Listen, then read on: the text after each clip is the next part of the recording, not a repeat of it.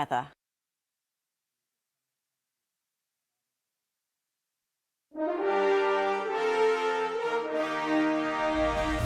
Good morning, Britain. Tennis world number one Novak Djokovic sensationally denied entry to Australia.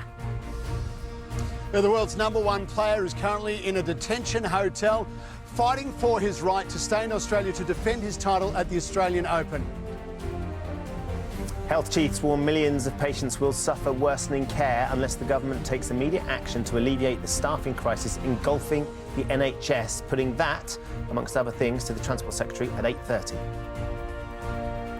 The Hollywood casting row, which has divided opinion. Should Helen Mirren be allowed to play Israel's former Prime Minister despite not being Jewish? Corrie star Dame Maureen Lipman reveals why the decision has left her uncomfortable.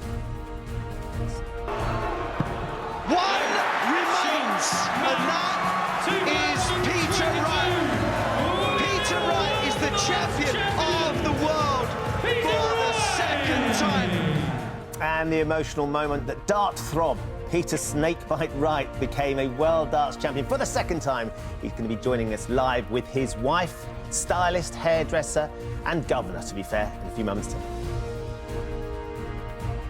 Thursday, 6th of January 2022, live from Television Centre in London. This is Good Morning Britain with Ben Shephard and Susanna Reid.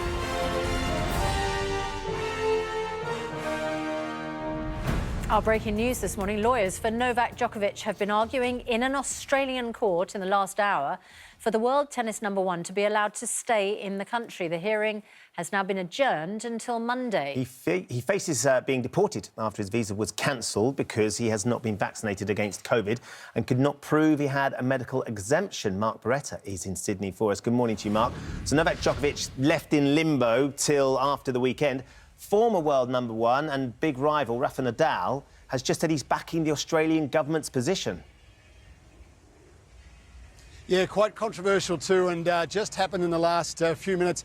Rafael Nadal has come out and said Novak has got to accept the consequences of his decision not to declare his vaccine status. He's saying, in our job, we're professional tennis players, our job is to tour the world, and that means you need to be vaccinated to do that, and he has got to live with the consequences of that. Rafa went on to say, so many people have suffered during this COVID crisis, so many lives have been lost, that it's a small thing for tennis players to be vaccinated. So interesting support for the Australian government from